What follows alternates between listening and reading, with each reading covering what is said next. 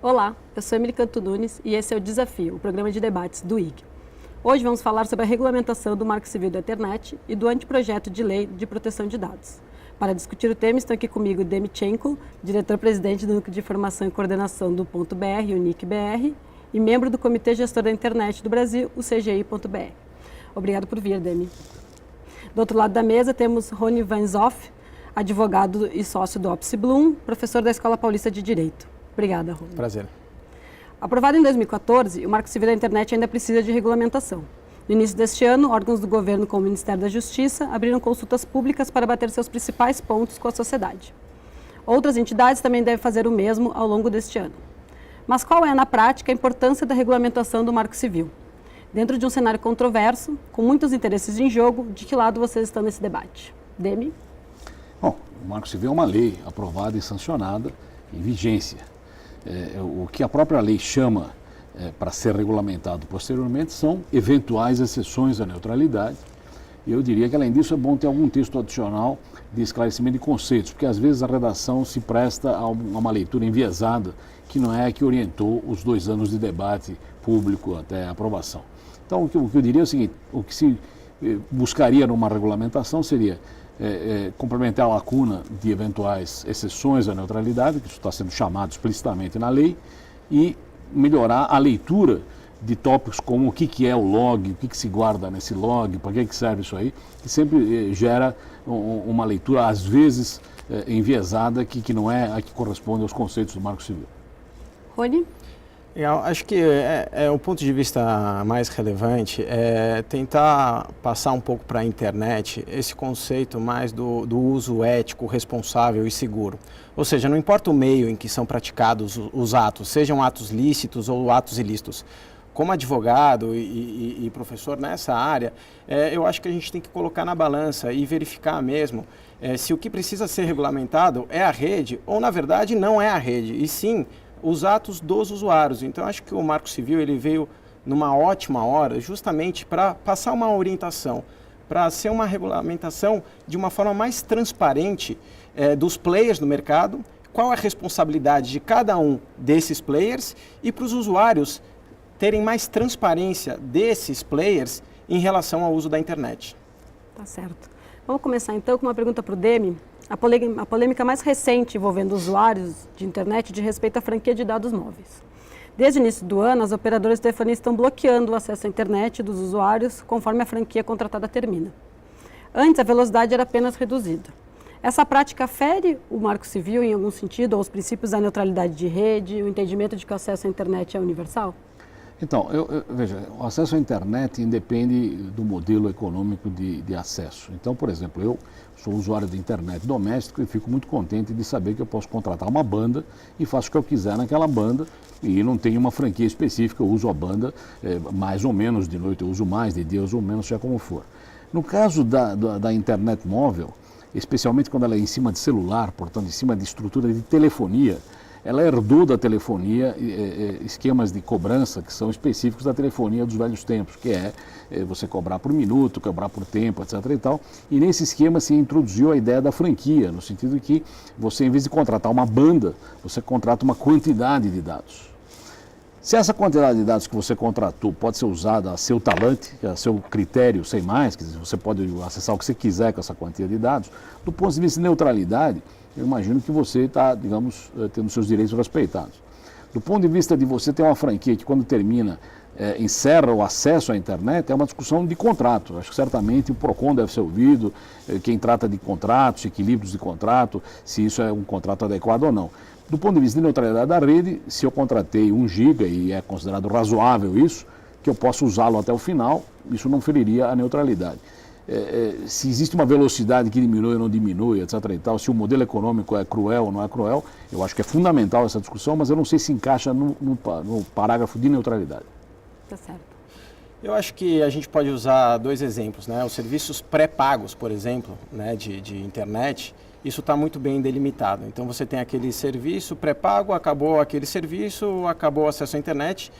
Porém, como o serviço de internet hoje em dia é um serviço de utilidade pública, né, e tem que ser visto dessa forma, infelizmente o Marco Civil ele corrobora, inclusive, como princípio do próprio Marco Civil como serviço de utilidade pública, a partir do momento em que isso é tratado no contrato, você não pode, de uma hora para outra, por mais que você preveja ali uma quantidade de banda inerente que você pode gastar, você não pode simplesmente interromper o serviço. Assim como a luz, como a água, isso tem que continuar sendo provido.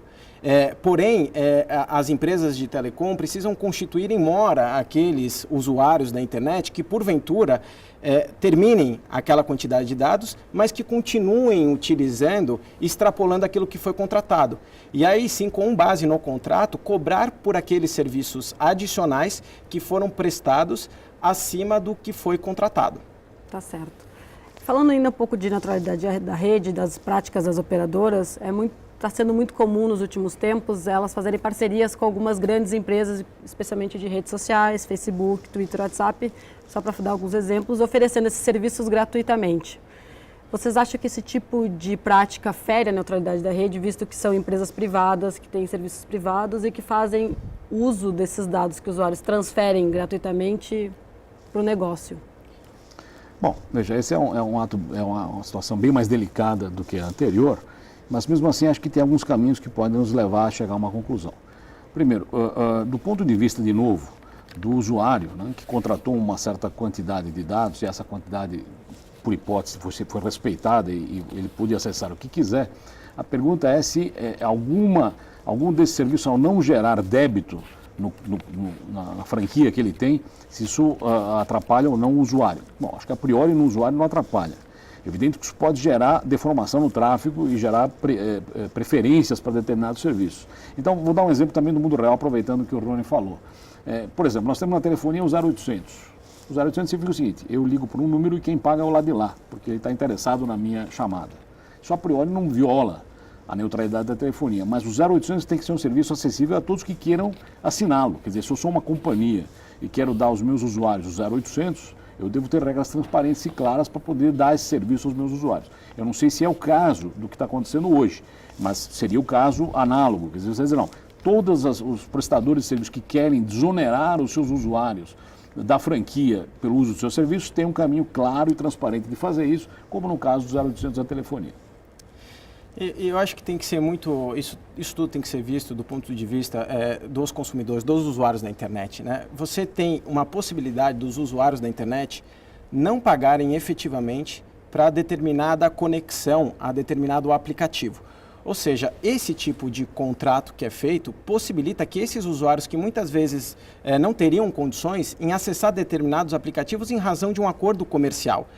Obviamente que esses acordos comerciais, eles não podem ser transformados em práticas anticoncorrenciais. No momento em que esses acordos interferirem na inovação ou interferirem na prática de concorrência leal, aí sim deve-se evitar isso. Mas não pelo marco civil da internet, ou seja, isso não feriria o princípio da neutralidade, porque ninguém vai estar ali averiguando qual o conteúdo que está sendo trafegado naquela conexão para falar esse usuário pode acessar esse aplicativo ou esse usuário não pode acessar. Simplesmente não será cobrado determinada banda para aquele usuário que acessou um aplicativo. Tá certo. Bom, falando agora um pouco de privacidade da rede, desde os escândalos, né, do Snowden, NSA, o assunto ficou um pouco mais... tomou mais importância e os usuários começaram de fato a se preocupar. Em razão do Marco Civil, as empresas vão ter que guardar os dados de acesso e alguns deles podem ser obtidos em processo judicial. Isso já está previsto. Mas como que vai funcionar essa regulamentação? O Marco Civil realmente evoluiu no sentido de dar segurança e também garantir o anonimato do usuário na internet? Isso é um ponto também muito importante se discutir. Primeiro, só para falar rapidamente do Snowden, o caso de vazamento de informações foi vazamento de informações também, ou principalmente na estrutura. E não, a internet é um dos meios, mas vazou o celular, vazou o cabo submarino, o cabo óptico, roteador de grande capacidade. Em suma, certamente a internet está carregando uma culpa que não é dela. Parte deve ser dela, mas é uma parte pequena. O que o Marco Civil faz, de alguma forma, é simplesmente tentar fazer, ao mesmo tempo, dois objetivos distintos. Um deles é que você guarde o mínimo de informação sem ferir a privacidade do usuário. E o segundo é garantir que mais do que isso não será feito. Então, o Marco Civil coloca restrições à coleta inadequada e desproporcional de dados do usuário desnecessárias. Então, eu acredito que o Marco Civil tenta obter o equilíbrio no processo. O Comitê Gestor já há muito tempo dizia que número IP de acesso à rede deve ser guardado por um certo tempo, mas isso nem chega a identificar o usuário. Por exemplo, se eu estou numa área aberta, eu estou no aeroporto de Brasília, eu abro meu micro e consigo usar a internet. É claro que ele vai guardar o log do IP, está escrito, mas podem ser 500 usuários, eu não sei quem é o usuário específico. Então, a identidade do usuário não é obrigatoriamente ligada ao log que está sendo guardado. O que é obrigatoriamente ligado é o IP. Então, acho que o Marco Civil busca um equilíbrio bom entre privacidade e segurança. Vou ter que interromper vocês e colocar vocês nesse momento em xeque, onde um tem que fazer uma pergunta para o outro. Eu posso comentar rapidamente sobre Claro, privacidade, que eu acho que é um ponto super relevante, né? Eu acho que a questão aqui é de transparência. Quando a gente fala de privacidade, o usuário, ele tem o direito de saber de forma transparente quais dados serão coletados dele e o que será feito com esses dados. Se o usuário tiver isso, e se a gente fizer uma pergunta hoje em dia para qualquer internauta, você lê os termos de uso, a política de privacidade? Ninguém lê nada. Por quê? Porque é longo, porque é chato, porque é burocrático, porque é um contrato de adesão. Só que o Marco Civil, ele fortalece essa obrigação de transparência, ou seja, o usuário definitivamente vai ter na sua cara e de forma destacada quais dados serão coletados e o que será feito com esses dados. E aí ele vai ter a opção de aceitar ou não essa contrapartida, porque normalmente é um serviço gratuito. Do ponto de vista de segurança, muitas vezes se precisa guardar os registros eletrônicos para se identificar infratores cibernéticos. E eu acho que é isso que o Marco Civil traz, porque esses dados necessários para a identificação de eventuais atos ilícitos somente podem ser fornecidos mediante ordem judicial. Ou seja, ao mesmo tempo que se coleta, pelo menos você tem uma proteção jurídica que um juiz vai avaliar se aquele caso é pertinente ou não devassar a intimidade. Para quê? Para investigar um ilícito civil ou um ilícito criminal. Então, aproveitando já essa introdução para perguntar ao meu querido amigo Demi, você sente isso do Marco Civil? Ele trouxe, dentro da expectativa do direito da balança, está proporcional à segurança com a privacidade? Eu acho que está, e eu diria mais, eu diria que um dos grandes méritos do Marco Civil é ter colocado um limite, uma trava no que pode ser recolhido do usuário sem permissão explícita dele. Então, por exemplo, quando você está num provedor de acesso, certamente você não tem muita alternativa, é o sujeito que vai até a sua casa com cabo ou com fibra e você está entregue aí ao que ele quiser recolher. E o Marco Civil diz, olha, esse pessoal pode recolher só aquilo que está no contexto do serviço que ele presta, e não a sua navegação, o que você viu, o que você deixou de ver. Por outro lado, o acesso em si, o log, sempre foi preservado. Então, acho que o Marco Civil busca e consegue esse equilíbrio de preservar a quantidade de dados. Precisa lembrar que na internet, se você quiser logar tudo, você consegue fazer um estrago total na vida do indivíduo. Você sabe o que ele buscou, você sabe o que ele comprou, você sabe o que ele leu. É muito ruim do ponto de vista de privacidade e ainda mais com a internet das coisas. Então, acho que o Marco Civil é uma proteção nesse sentido. Demi, quer fazer essa pergunta para o Rony? Então, eu acho o seguinte, eu acho que é fundamental, no caso da regulamentação, é fundamental que a gente tente uma leitura mais clara do que o Marco Civil propõe. A gente fica espantado de ver gente dizendo, olha, a internet caiu, hoje está muito lenta, é culpa do Marco Civil. Não sei o que, não funciona, é culpa do Marco Civil. Nós vimos até uma decisão recente de um juiz que depois foi revertida, pedindo por um determinado serviço, que eu não vou citar, ser tirado do ar, e alegando na sentença que aquilo vinha como consequência do Marco Civil, quando o Marco Civil buscava exatamente o contrário disso. Não sobreviveu a sentença e tudo ficou. Mas eu acho que é importante comentar de quão grave será tentar expor melhor, quão importante será expor melhor o conceito que está por trás da lei. Eu acho que as decisões que começaram a surgir a partir do Marco Civil, muitas delas foram positivas e seguiram efetivamente tudo aquilo que se buscava nas discussões de mais de 3, 4 anos em torno da proposta de lei.